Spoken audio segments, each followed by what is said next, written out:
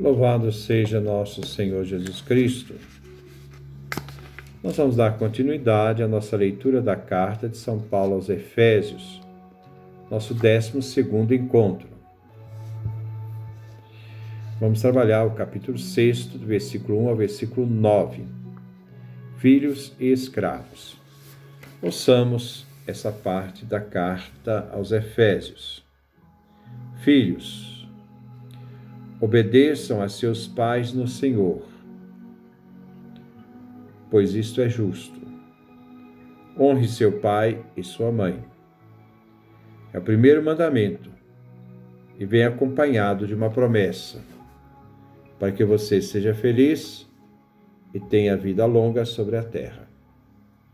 Pais, não deem aos filhos motivo de revolta contra vocês. Criem os filhos, educando-os e corrigindo-os, como quer o Senhor.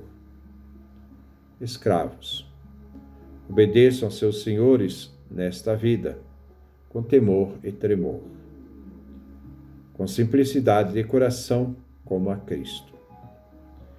Não sirvam somente quando vigiados, ou para que os homens os elogiam, mas sejam como servos de Cristo, que cumprem de todo o coração a vontade de Deus.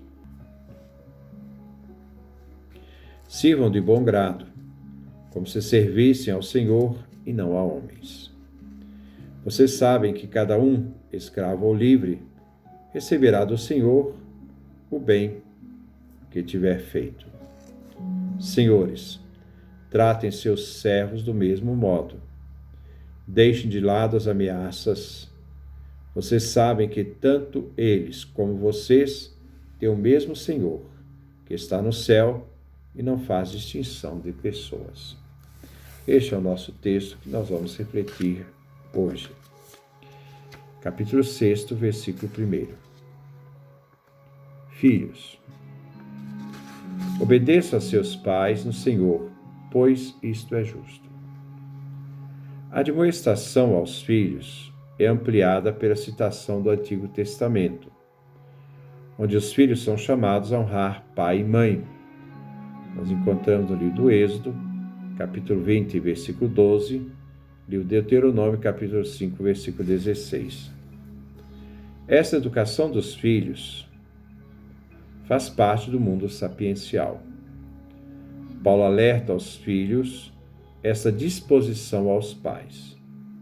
A obediência, obiaudire, ter disposição para ouvir, como atitude de sabedoria. O sábio não é aquele que muito fala, mas aquele que muito ouve. É justo que os filhos obedeçam seus pais. Versículo 2. Honre seu pai e sua mãe. É o primeiro mandamento e vem acompanhado de uma promessa. Os mandamentos são 10. 3 em relação a Deus, os 3 primeiros, e 7 em relação ao próximo. O primeiro em relação ao próximo é honrar pai e mãe.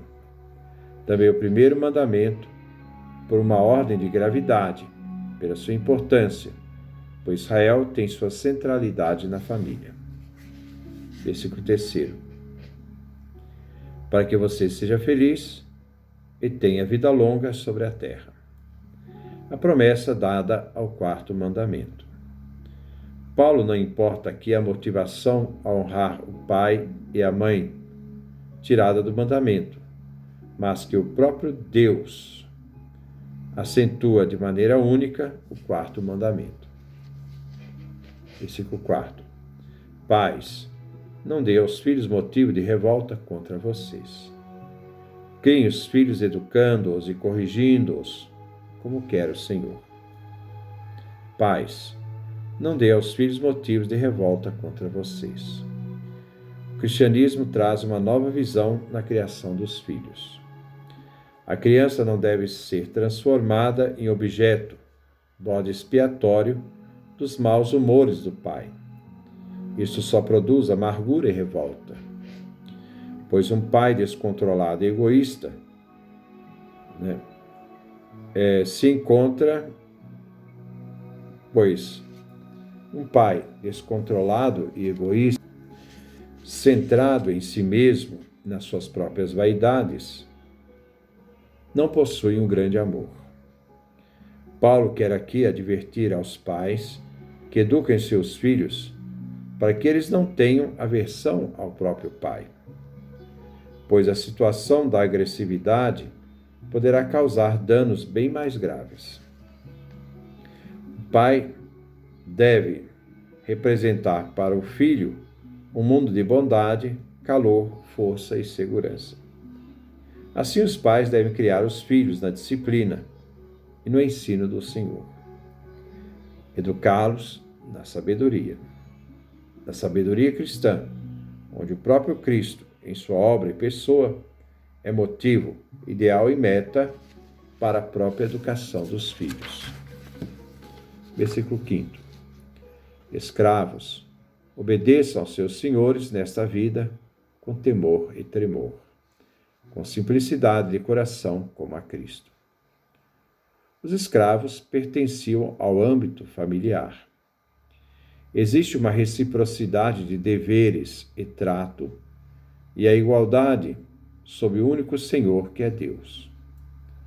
O cristianismo era muito pequeno para propor à sociedade a mudança da estrutura social. Então se tenta mudar por dentro nas relações entre senhor e escravos. Assim, Paulo não faz uma crítica à estrutura social de seu tempo e destaca a igualdade tanto do senhor quanto do escravo, que são iguais perante a Deus, anunciando uma transformação radical das relações. A disposição do empregado, isto é, ele deve obedecer ao senhor, ao patrão nesta vida, numa disposição de temor e tremor, isto é, um santo respeito, com simplicidade de coração, vendo que existe o único Senhor, o Cristo, a quem dedicam, no amor, todas suas ações e intenções. Como Cristo se fez escravo, e na obra da salvação se sujeitou, na obra da salvação se sujeitou ao desprezo e à morte, que ele seja modelo de serviço. Ele nos serviu até a morte de cruz. Versículo 6. Não sirvam somente quando vigiados, ou para que os homens os elogiem, mas sejam como servos de Cristo, que cumprem de todo o coração a vontade de Deus.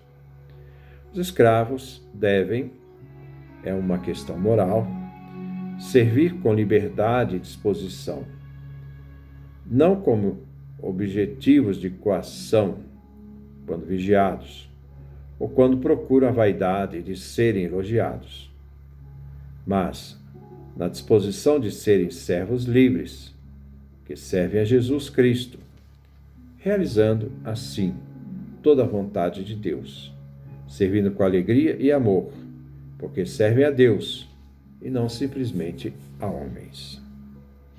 Isso vale para qualquer relação humana, né? Isso vale principalmente qualquer relação humana. Trabalhar, servir com liberdade e disposição, na igreja, na sociedade, livres, mas também nem procurando ser vaidosos para serem elogiados. Nós somos livres, não fazemos pelos outros, fazemos por Deus, razão última e principal da nossa vida. Versículo 7. Sirvam de bom grado, como se servisse ao Senhor e não a homens. Assim, servindo com alegria e amor, se dedicando ao trabalho, estarão servindo ao Senhor na pessoa do outro, realizando seus trabalhos. Tudo que fazemos é para o Senhor, que fazemos e vivemos. Versículo 8. Você sabe que cada um, escravo ou livre, receberá do Senhor o bem que tiver feito. Aquilo que a pessoa faz de bom se tornará em recompensa, que será dada por Deus. O salário será dado por Deus, que reconhecerá o bem realizado e saberá a medida do salário a ser recebido. No fundo, o salário é único, a salvação. Versículo 9. Senhores, tratem seus servos do mesmo modo. Deixem de lado as ameaças. Você sabe que tanto eles como vocês têm o mesmo Senhor, que está no céu e não faz distinção de pessoas. Todos são vistos por Deus de modo igual. Não faz distinção entre servo e senhor.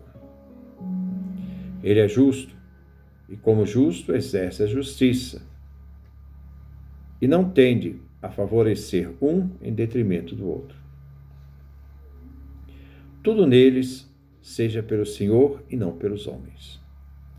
Assim, exercer a mansidão e a misericórdia, não ameaçar, pois um só é o Senhor dos escravos, está submetido também a este Senhor como servo. Diante de Deus, só vale o que foi feito de bem, seja escravo ou patrão livre, pois diante de Deus não existe escravo nem livre, nem livres. Todos são vistos na igualdade por Deus. Assim Paulo afirma: não se é mais hebreu nem grego, nem escravo nem livre. Não se é marido nem mulher, pois que vós todos sois um em Cristo Jesus. Aqui na carta aos Gálatas, capítulo 3, versículo 28. Então, essa é a nossa reflexão do capítulo 6.